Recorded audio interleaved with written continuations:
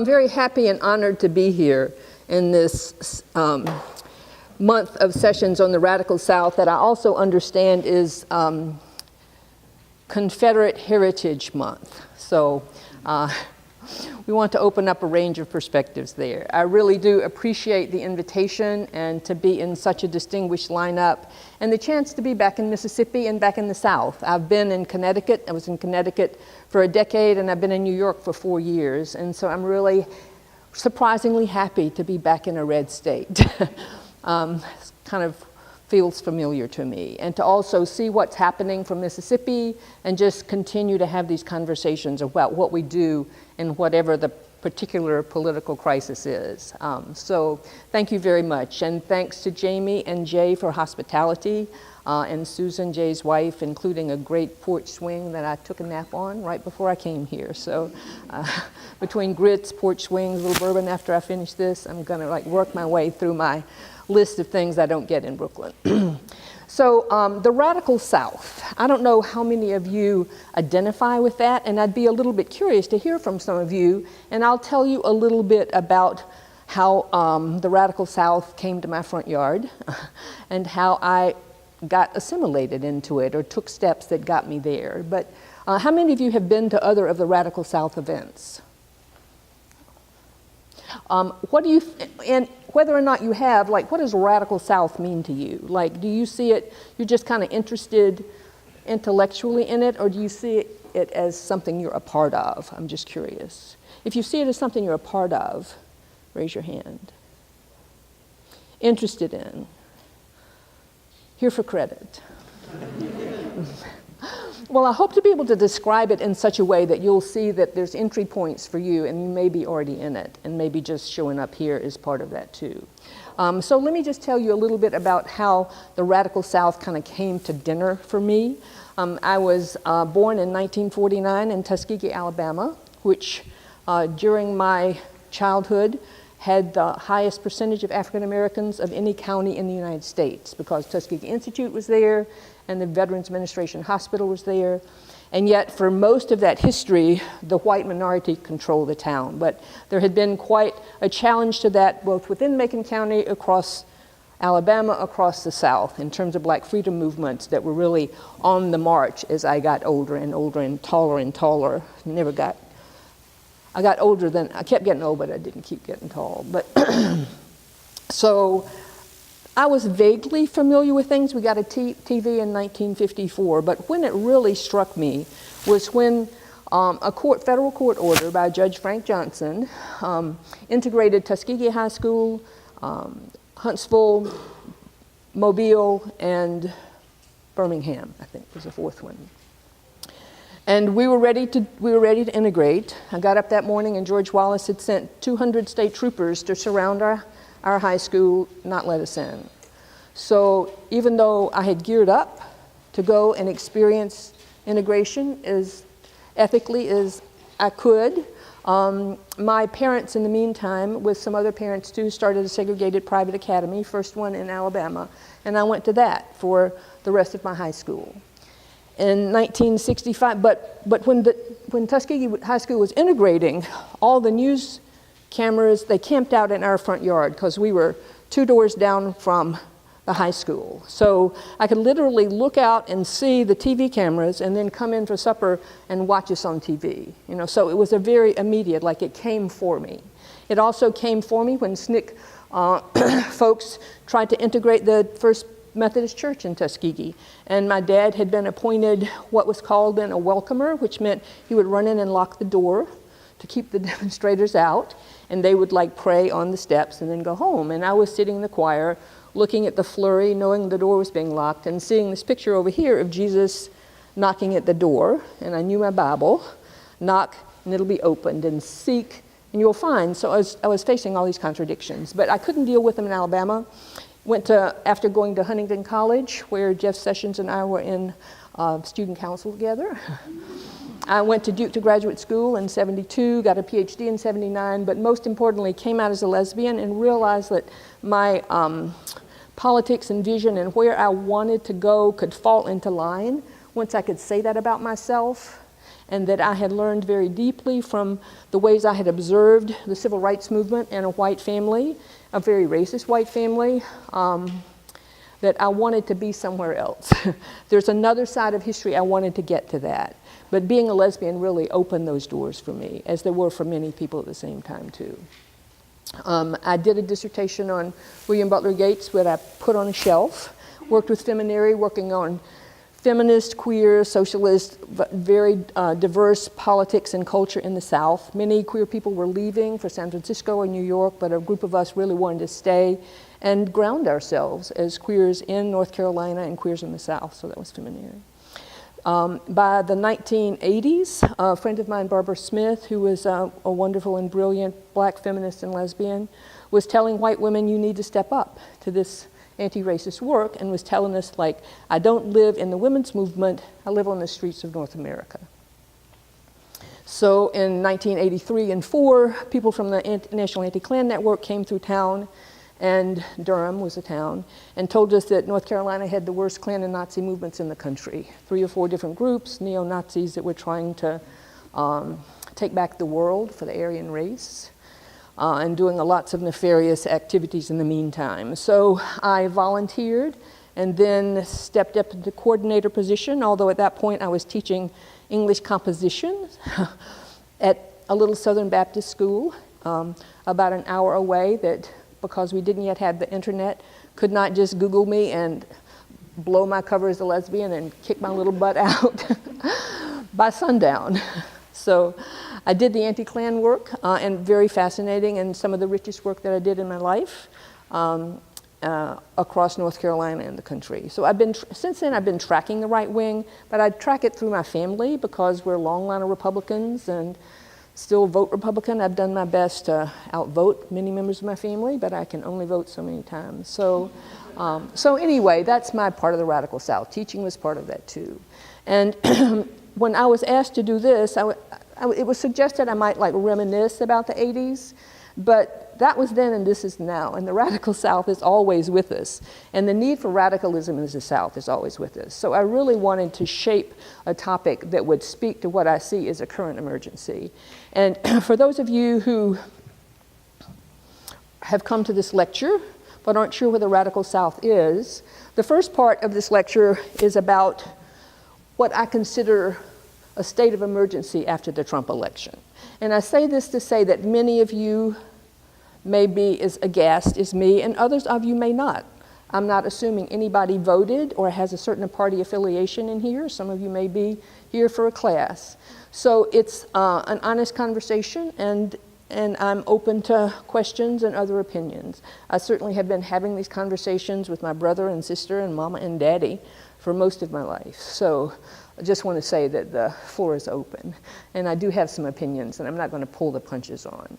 But I want to explain to you why, given at 68, I'm particularly alarmed by what's happening under Trump, because it seemed to be the accumulation of things over my lifetime and then lifting them to another level.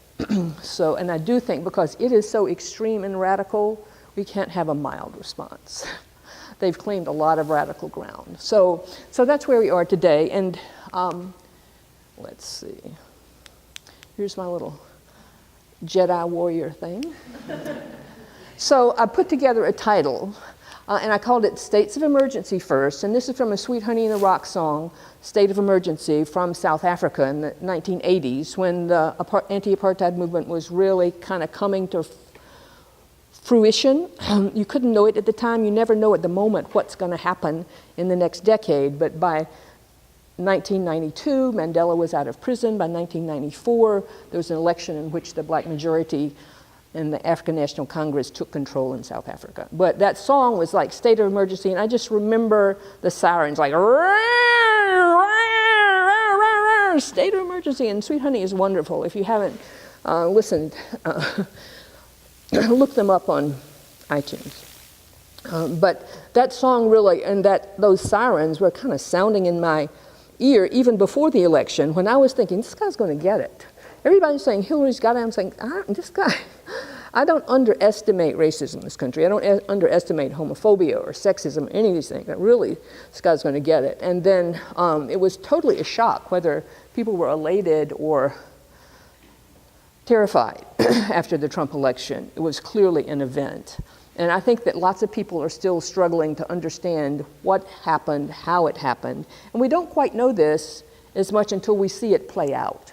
And it's playing out in ways that I find fairly alarming too. And I want to go into those some before we get to feminist responses to that. One question I have for all of us, because I asked it, that the first demonstration out of the gates against Trump was the next day of the inauguration. And it was a women's march. And from Trump's election all the way through, I kept expecting there would be what in the old days we called a united front. United front against fascism is what it was called in the 1930s, and may end out to be something like that in a decade or so. But a united front that really would bring all the different groups that were so impacted together. And it wasn't. It was a women's march, and then many of those groups reassembled under that. And I was surprised about that, a little worried about it, because feminism has gone some wrong directions over its 200, 150, 175-year history in this country. But anyway, I want us to start there. Like, why women? Why was it women who were the first to come out against Trump? And then what was driving that? And I'm going to ask you that question when we get back to it. And then I want to go through the legacies of what's called the Global South in terms of women's movements. And in this second part of it, you're basically getting a very condensed version of a course I taught at Connecticut College called Transnational Women's Movements. And it worked to situate organizing for women's liberation in broad global context, not just started by white women in the United States. In any way, screwed up at certain points by white women in the United States. And so it had many starting points, and most of them in the Global South. Just go back. In the Global South, which is the Southern Hemisphere, which was the colonized part of the world. 1842, Columbus sailed the ocean blue, and it was Northern European countries who were going out, discovering, colonizing, and then taking things back to the so-called colonizer or mother country. And the main thing you need to remember about colonialization, it is extractive. You take things from X back to Y so they can use them. And we'll talk some more about that. But in terms of like this broad kind of feminist legacy, women's organizing legacy, people organizing against colonialism in the 19th and 20th centuries in the Global South, women were doing that, and at various points, women emerged in autonomous organizing, and those are many of the points that we can draw on as a legacy. I think this is not history we have a lot. I was happy to be at Connecticut College because it was kind of like being in study hall for 10 years. And because I was teaching, I could kind of assign what I wanted and so forth. So that's the direction we're going. States of emergency, feminist resistance in the age of Trump. So states of emergency, what kinds of states, what kinds of emergencies? Well, I would say all the states and lots of emergencies. All the states, 50, there's 50 of them. Malcolm X said that the South is anywhere south of a Canadian border and talked about up south, down south, and out south. Now, what would he have meant by that? The South is anything south of the Canadian border.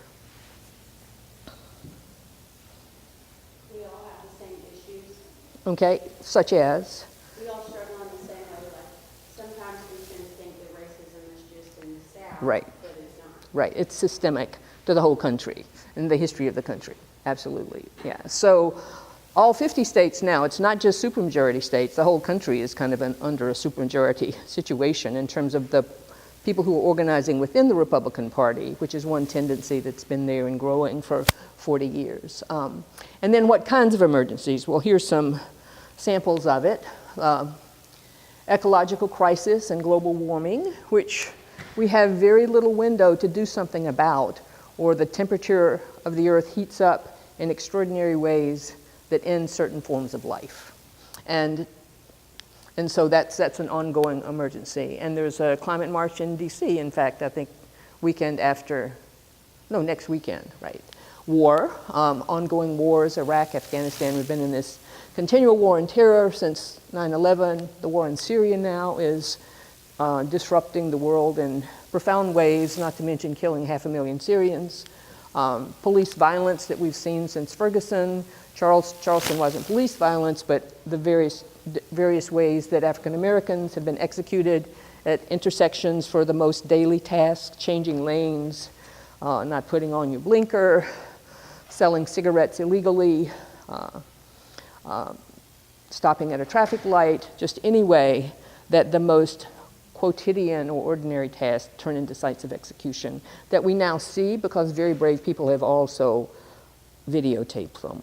And you can't deny anymore racist violence. It's as if Emmett Till's lynching were on a video and went viral. So that crisis is a mass incarceration, 300,000 people in US prisons in 1980 and 2.3 million people today, very heavily black and brown, more black people in prison in the United States than were in South Africa during apartheid. Defending women's reproductive rights, attacks continually, most kind of flagship on Planned Parenthood, which not only provides abortions, but also various kinds of screenings for cancers and STDs and so forth. And what's the status of Planned Parenthood in Mississippi? Is there any Planned Parenthood here? Memphis, yeah. So if you wanted to go to Planned Parenthood, you go to Memphis, yeah. And that's a huge issue of women's health, reproductive freedom. And it's not only been an attack on abortion, on contraception though, which is a way different and larger issue. So very gendered issues there. Health care, Affordable Care Act under attack and rearrangement. We'll see what happens there. Threats of mass deportation of people, especially Latin America, travel bans or possibilities of internment. It's a lot of stuff going on. So these states of emergency are multiple. And it's my feeling anyway, the thing that alarms me so much is that they are also now under Trump accelerating. And the very things that could help them, he's going to take it the other direction. Jeff Sessions is not going to help this situation, for instance. The guy Pruitt in the EPA is not going to help global warming. So states of emergency, what kinds of states?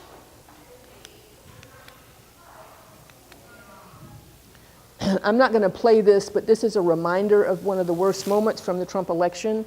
It's in the Trump rally in Fayetteville, where this African-American man is going up and somebody just cold cocks him there. And Trump was urging him on, get him, get him, get him, the kind of visceral violence that he was encouraging all during his candidacy.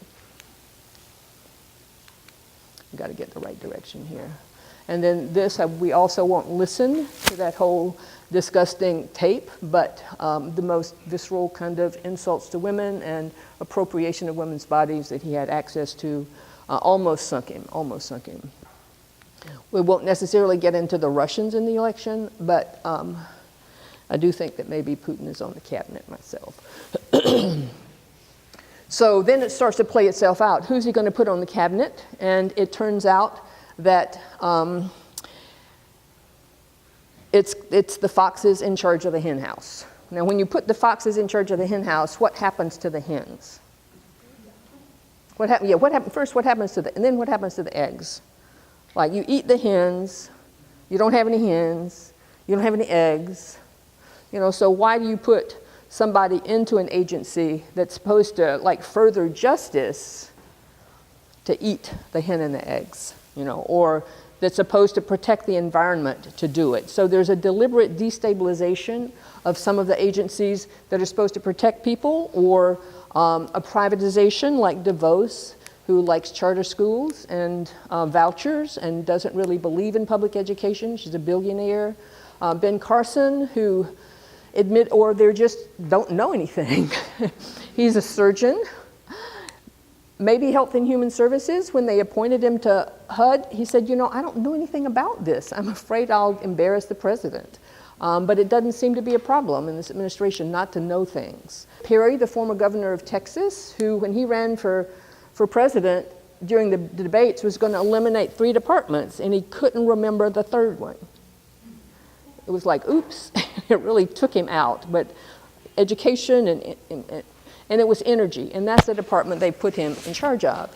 And he thought that it was about like more oil and gas, which is a Texas governor he was like comfortable with, but actually you're overseeing the nuclear arsenal. They've had like nuclear physicists up in here, and he did not know the nuclear arsenal from oops, you know, so that was not good. Tom Price, who's against Medicare, Medicaid, they've been wanting to pull back entitlements there. Deregulation, the regulations that were put in place after the crash in 2008 to keep big banks from crashing again, those are going to get pulled back. So deregulation, privatization, and just a lot of foxes in the hen house. And then Steve Bannon, who's from the alt-right, who's kind of the cleaned up Klan fascist folks who are online now, have a very active presence, and was really pushing Trump in lots of disturbing ways. And then you have Putin, who maybe, you know, seems to have profoundly affected the election because they would have preferred Trump to Clinton. And so now he's in there, and there's a whole investigation about exactly how that happened and why Comey came out to say that there was more information on Hillary's emails than there was on, oh, by the way, there may be foreign agents within the Trump campaign who are in cahoots with Russian intelligence. So there's a lot going on. Kind of summarized, we have an Attorney General who's against the Voting Rights Act, Secretary of Health and Human Services who's against Medicare, Treasury Secretary who's against the Dodd-Frank Act, Secretary of Education who's against public schools, Secretary of Housing and Human Development who's against fair housing. So to pull out the links of all of this stuff at one time is not going to be good for like humanity or communities or any kind of state. Wherever you voted, it's not a good thing. Wrong way, sorry. And then the Supreme Court. This is like a one-party system now, where there's the president, both houses, and now because Gorsuch was appointed by the Senate, which is Republican, you have the Supreme Court too, 5-4, when it would have been 5-4 Democrat if the Republican senators had allowed Obama's guy, what was his name? Yeah. In. So you really have a one-party system. And in North Carolina, there's been a supermajority for a while, and they elected a Democratic governor with great effort this last time. And the Republicans right at the end had 4 different special sessions, 5 of them. And on the 4th one, they stripped all the powers of the governor and anything, any office that the Democrats had, and put them into Republicans or changed the dynamics of them. So, and this is what climate change would look like. This is high emission scenario to the 20th century, and this is lower emission scenario in terms of how hot it is. And that's one of the more disturbing things. But in the inauguration, which 2 crowds, oh shoot, I'm sorry. This is a little dizzying. Yeah, so whose crowd is which? Anybody recognize these pictures? Whose is this? And whose is this? Yeah, which upset, you know, ours was bigger, in other words. The Trump inauguration was 250,000 people, and I was really expecting, oh my God, there's going to be 2 million people, they're going to take over, he's so popular and everything. And then I forget that he didn't get a majority of the votes. The Democrats Hillary got 3 million more votes than Republicans did, but it was the way it played out in the Electoral College. So a lot more people came out, very heartening for me in terms of demonstrations. I'm sorry, keep on my finger on this. So here we have the resistance.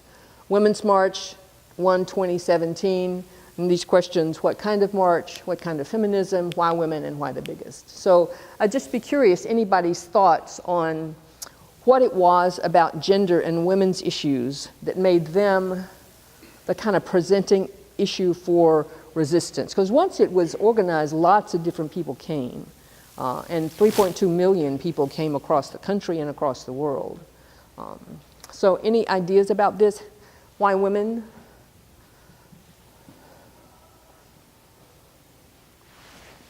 Yeah, okay. The fact that the candidate who lost was in the first Okay.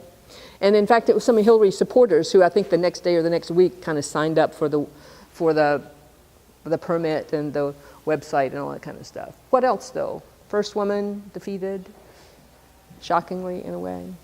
Okay? Yeah.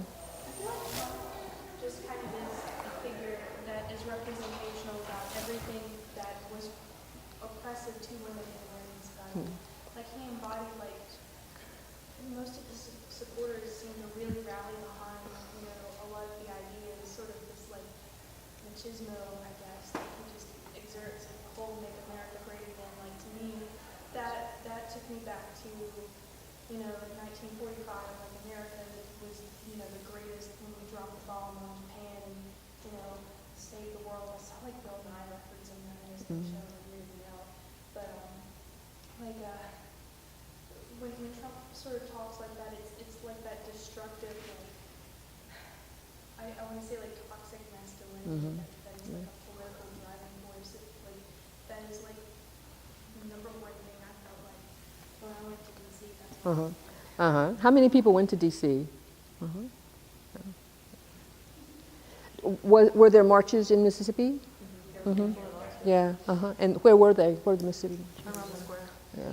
Yeah. I mean, and that's an excellent kind of description of it. But what interests me is where I feel it in my body, and I don't know if anybody can speak to that, what got you to DC or to the square here or whatever, what is your kind of visceral, your gut, your embodied sense of Trump? I agree with what everyone was saying. It was kind of a kick to the stomach. Yeah. And I was really shocked, and I think a lot of people thought she was being meticulous and that she was so qualified. And so I think it was just a no more, we're not going to take this city down. And kick to the stomach. Okay, anybody else kind of know where and how you felt it? I feel like a lot of people, whenever all of these scandals about Trump's past, his allegations of sexual Right. assault and saying, the things from the Access Hollywood tape that were released, I think every time I heard something like that, I thought, okay, now he's out. Yeah, No way he's yeah. never going to win. The fact Yeah. that he won over a qualified woman with all these sexual abuse scandals, in his past, I thought was that much more offensive to women. How did you feel it? I mean, I don't know. It kind of reminded, I don't know if this is the way for most women, but it kind of reminded me of every moment as a woman that I had been sort of objectified and that it still didn't matter. Okay. I don't know what it's like to, I don't know how it must have felt to be a woman, but I know that it's not, you're listed something that's not just disagreement. It's not like we're talking about trade policy where I just disagree. But it's disgust is the emotion we feel. And we know from psychology that disgust translates really easily into anger. Anger is such a motivator for action, more so than just some disagreements. I think maybe that's one explainer. It just starts with disgust. And it's such a powerful motivator to 3.2 million people at least. Okay, great. Others? Actually, I want to echo my student's comment here about anger being a life force. When I was in the march, I was surprised at the number of posters I saw that read "Love Trump's Hate," and I remember feeling as though looking at this sign and not actively sort of feel that sense of community or organization or sort of gesture towards unity around positive things. Certainly it's a motivator around negative aspects. Anybody else? I agree with all of these, yeah. The night of the election, I remember for me it was a distinct feeling of dread, right in the bottom of my head. Yeah, Something yeah. I've had experienced some of these panic attacks throughout my adult life, and his being elected felt like one kind of in the works. And I think that even though, and especially these issues around gender, constructions of masculinity and femininity, and the sense of masculinity being pushed in the most toxic and racist and homophobic and all of these directions with no filters. I mean, something really new in terms of just the rawness of it, I think. But also all those things happening with race too. I mean, the liberty to punch out or throw down what happened to many African American demonstrators, or Jeff Sessions is this pro-Klan guy who didn't get appointed to federal bench in the 1980s because he had been so insulting in so many ways. And Coretta Scott King wrote this long letter like, don't let this guy in, and they didn't. And now all of a sudden, he's coming back. It's like the night of the living dead. You know, it's like all these people are popping up out of their coffins. One of the guys, Eric Prince, was Betsy DeVos's brother, and he was the founder of Blackwater, which was a mercenary company. Anybody know Blackwater? It came out of the North Carolina swamps, kind of. But they worked a lot in Iraq, and it was a privatization of the military, and they got a lot of contracts and did a lot of the security for various people going in, made a huge amount of money. And then were very discredited, were involved in a shootout at an intersection in Iraq where 17 civilians were killed. There's a picture of some Americans hanging from a bridge in Iraq. I don't know if you remember this, and I didn't put it up there and they're charred. But those were Blackwater people. So now Trump was in conversation with Eric Prince, who's Betsy DeVos's brother. So again, it's kind of like voices from the crypt, or like they're just pulling from all these different like parts of very right-wing and very repressive and very racist and sexist politics too. So all of that is up in the moment. But I am interested then why women, given all those motivations. And I want us to keep on thinking about that, and I really appreciate your thoughts and contributions. But I think it's also like where we feel it in our bodies, because I remember the march. And I was scared going out that day. We were in Silver Springs and got on the subway, and like nobody's going to show up. You know, like his is going to be so much bigger than ours. And then his wasn't that big, and there were lots of like direct actions on Friday. And then as soon as you got to the subway, you thought, oh wow, this is going to be huge. Like I've been to a lot of DC marches, and this is not going to be a little one. And we were so crammed in the subways, but everybody was so jovial and helping each other and trying to take your elbow out of the other person's mouth or whatever. But and it was huge. It was very huge. It wasn't the biggest. There have been million-person marches in DC, but all across the country, you put them together. 450,000 in LA, 400,000 in New York. People were doing it locally too, and then all around the globe. Now, why would people in other parts of the country be alarmed at Trump's election? I mean, what's to worry about? It's just their country too. Huh? It's just as much their country too. It is DC's country too, as far as Yeah, and what about people in, absolutely, so people in LA, I mean, it was really great organizing too, to let people come out locally, because it's hard to get from LA to DC. I mean, it's all the way across the country, and organizing local too. Why do people in other countries join the demonstrations? What stake do they have in Trump? Why would they,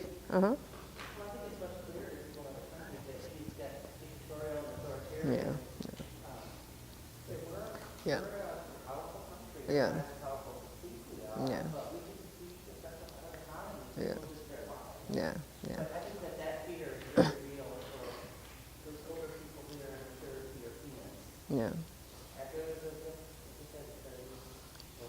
And then like the first 3 days, picked a fight with Mexico, we've picked a fight with Australia, picked a fight with Britain, picked a fight with Canada. I mean, it's like he's really a bully, and he's totally unfiltered, and he's tweeting all, you know, he's like, it's really scary. He's a crazy, I think, you know, and he is, yeah, I mean, he's really, it's scary. I mean, we've had right-wing people in there before, but they're kind of put together, like Mike Pence, collar down, got his tie, got his Bible. You know, he knows how to kind of do it. You know, ministry, we'll take it down, but we'll take it down in a way it doesn't seem like that. And like, Trump is just unfiltered, and he's right up there at the top. So lots of people have lots of reason to be upset about it. So let's see then, going in the right direction, the bottom one. So I think that this is the big one. All hands on deck. We need Harriet Tubman, General Moses, Princess Leia, and the Jedi warriors against the Empire. All those kind of mongrel folks from all over the galaxies need to be loading up. Katniss and District 13 and all the districts taking down the Capitol. Frodo getting up to the top of the mountain to throw the ring in. The Panthers, Ida B. Wells, who's realizing 1893, black men are not raping white women to get lynched, because my 3 friends just got lynched, and it was because they were getting to be very successful in terms of business and power.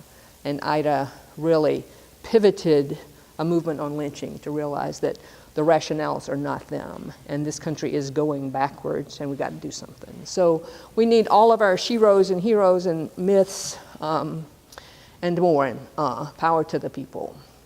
So I'm sorry. So what kind of feminism then? If feminism and women's issues have been the presenting door that people came into, even though things are getting very inflected now, like New York's been, living in New York now, strangely, but it's been an interesting place to be. And when they did the travel ban for Muslims and people flooded to the airport, in the same week, the bodegas, or the little grocery stores on the corner, they don't have 7-Eleven, because you don't just drive your car in, and they're Yemeni. And so all the Yemeni bodega workers and owners went on strike, closed it down, went to one of the big subway stations and just prayed in the streets, you know. So people are coming out all different ways. The lawyers came out, lots of folks are coming out. But the focus now is in terms of feminism. So, and what about the legacies of the global South? Like, what do they have to say about feminism? So a little bit about feminist theory. How many of you have taken gender studies courses? And so maybe had some feminist theory in there, which is like constructions of gender and women and men and how they're related and how it's related to other movements and so forth. And what we have now at the end of the 20th century, beginnings into the, pretty far actually, seems like a long time since the 20th century, pretty far in the 21st century, is a very nuanced kind of feminism that is the best, the most advanced. Not it's the only one. And in fact, we need to be careful not to just think all of feminism is the same thing, because I know that my students, once they decided they might be feminist, discovered there are all these different kinds of feminism, and it's like, oh my gosh, you know, why can't we just all get along? But in terms of what we have now, intersectional feminism, multiple identities, privileges, you can look at race, class, gender, sexuality, and nationality all at one time. When I came into feminism in the 1970s in Durham, there were big fights between the Marxists, some of them in communist parties, and the feminists. And the Marxists said it's class, and the feminists said it's patriarchy. And they would go to these meetings, would fight class, gender, class, women, patriarchy. And they did that enough until people decided, like, oh, like socialist feminism. It doesn't have to be a battle. You know, we don't have to be in these battle. And then anti-racist feminism and women of color emerged into it and added and insisted on a race dynamic and a class dynamic. And so it got pretty thick. And intersectional feminism is really intersections of class and race and gender, and with the most vulnerable people multiply in the middle. Transnational feminism, also moving across borders, looking at things globally and so forth. Post-binary constructions, queer, trans, deconstructing woman, but also recognizing that women by the end of the 20th century, we could say, were half the people in the world who did 2/3 of the work for 1/10 of the wages and 100th of the wealth. And I think that's a pretty incredible set of statistics. I always start off my classes with that. Half the people do 2/3 of the work, and you would think if people did 2/3 of the work, they should get 2/3 of the wages and 2/3 of the wealth. But when it doesn't work like that, then if you rearrange that set of statistics, you would really have a much more humane globe there. Also, by the end of the, by 2010, the US Census showed that the top 400 people in the United States have more wealth than the bottom 156 million. Top 400, 156 million. And that's because of lots of stuff that's happened in terms of extraction there. So, pardon? You know, I don't know, but 8 people have more than 156 million? They're probably, half of them are on his cabinet. I mean, the cabinet is like $14 billion if you put it all together, millions and billions. I mean, it's really a cabinet of plutocrats. For somebody who says he's going to drain the swamp, it's, yeah. So what kind of feminism? I'm sorry, I'm going to make y'all completely sick going the wrong way. Okay. So what can we draw on then, given this crisis, really states of emergency, convergence of forces, extraction of wealth and stuff like that? I mean, why not just jump off a bridge or just watch Game of Thrones multiple times from day to night, which I have also considered. So what is there for us to draw on? Because people have been in bad situations before, and they have organized in them, and those are our legacies. So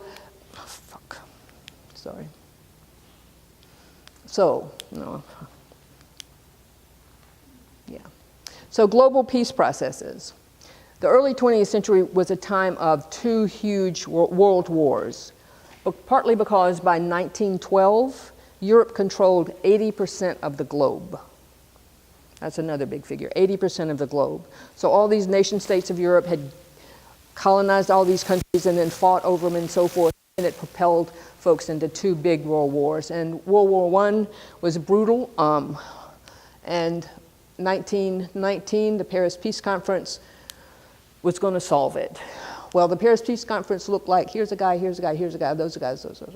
They didn't allow women into the delegations, in other words. And so women organized, because there had been women organizing for suffrage and against the war and so forth, organized an inter-allied suffrage conference and urged women's participation in the Paris deliberations and also in the International Labor Organization, which was making demands that were really too radical for these folks over here. But they began to counter-organize and then continue that into the 20s and 30s with leadership from women in Latin America, so that by the time that there was a Second World War, because they screwed it up so badly, I mean, they had such brutal kind of punishments for Germany that